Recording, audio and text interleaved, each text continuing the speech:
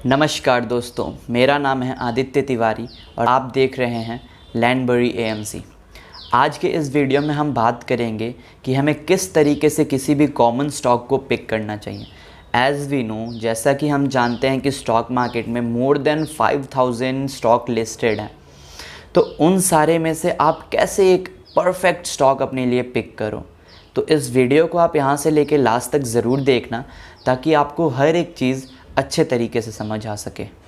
जब हम stock picking करते हैं मीन्स हम पोर्टफोलियो बनाते हैं 5 स्टॉक्स के, 6 स्टॉक्स के, 7 स्टॉक्स के, 10 स्टॉक्स के, तो कौन सा पोर्टफोलियो ज़्यादा अच्छा रहेगा और उसमें कितना स्टॉक होना चाहिए।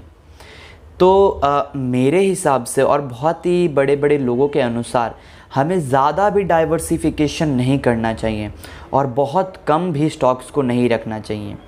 जैसे कि अपने पोर्टफोलियो में आप मैक्सिमम 10 स्टॉक रखो और मिनिमम 5 स्टॉक रखो। 5 से कम नहीं रखना है और 10 से ज़्यादा नहीं रखना है। अगर ज़्यादा रहेगा तो आप उतना अच्छा रिटर्न नहीं ला पाओगे और कम रहेगा तो ज़्यादा रिस्क रहता है वहाँ पे। तो आपको क्या करना है, स्टॉक पिक करते वक्त अपने पोर्टफोलियो में ज़्यादा डाइवर्सिफिकेशन नहीं करना है और ना ही कम डाइवर्सिफिकेशन करना है। आपको आ रहा है बात समझ में? तो ये नंबर 1 पॉइंट है, इसको ध्यान में ज़रूर रखना।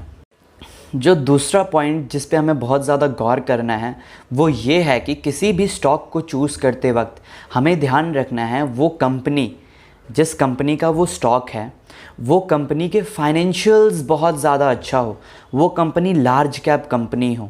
ठीक है, जब भी आप एक कॉमन स्टॉक पिक कर रहे हैं तो कंपनी लार्ज कैप होना चाहिए, उसका फाइनेंशियल बहुत अच्छा होना चाहिए, उसका पास्ट रिकॉर्ड बहुत अच्छा होना चाहिए, प्रॉफिट अच्छे से शो कर रही हो कंपनी। तो ये सब चीज़ें देखने के बाद ही आप किसी स्टॉक को पिक करेंगे। अगर कंपनी के फाइनेंशियल सही नहीं है, कंपनी स्मॉल कैप है, तो वहाँ ज़्यादा रिस्क होता है। इसीलिए कंपनी लार्ज कैप होनी चाहिए, कंपनी का फाइनेंशियल अच्छा होना चाहिए, पास्ट रिकॉर्ड कंपनी का अच्छा होना चाहिए। तो ये सब चीज़ें ध्यान रखें। तीसरा पॉइंट, आपको किसी भी स्टॉक को पिक करते वक्त ये ध्यान रखना है कि वो स्टॉक आपको रेगुलर डिविडेंड दे। पास्ट में भी उसने रेगुलर डिविडेंड दिया हो और आने वाले फ्यूचर में भी वो रेगुलर डिविडेंड दे। क्यों? क्योंकि डिविडेंड कोई कंपनी इस कारण देती है ना, क्योंकि उस कंपनी को प्रॉफिट हो रहा है। अगर कंपनी को प्रॉफिट ही नहीं हो रहा तो वो डिविडेंड देगी कहाँ से? कंपनी को प्रॉफिट होता है और कंपनी को लगता है कि ये पैसा वो यूज़ में नहीं रख कर सकती है या इन्वेस्टमेंट नहीं करना चाह रही है, और कंपनी को लगता है कि इस पैसे का ज़रूरत नहीं है, तो वो डिविडेंड दे देती है अपने होल्डर्स को। तो आप ध्यान रखो कि आप जिस भी स्टॉक को पिक कर रहे हो वो स्टॉक आपको रेगुलर डिविडेंड दे आने वाली फ्यूचर में, और पास्ट में भी वो रेगुलर डिविडेंड आपको दे रही थी।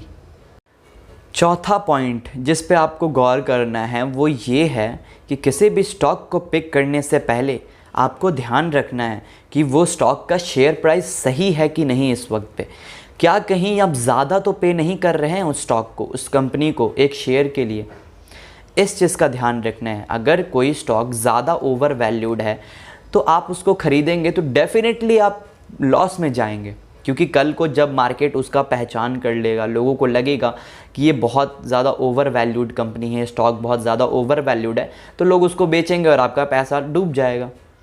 तो आपको ध्यान ये रखना है कि स्टॉक ज़्यादा ओवर वैल्यूड ना हो, स्टॉक के प्राइस ज़्यादा हाई ना हो। आपको यही ध्यान रखना है कि उस स्टॉक का जो प्राइस है उस कंपनी के वैल्यू के बराबर हो, उससे ज़्यादा ना हो, उसी वक्त पे आप ख़रीदो।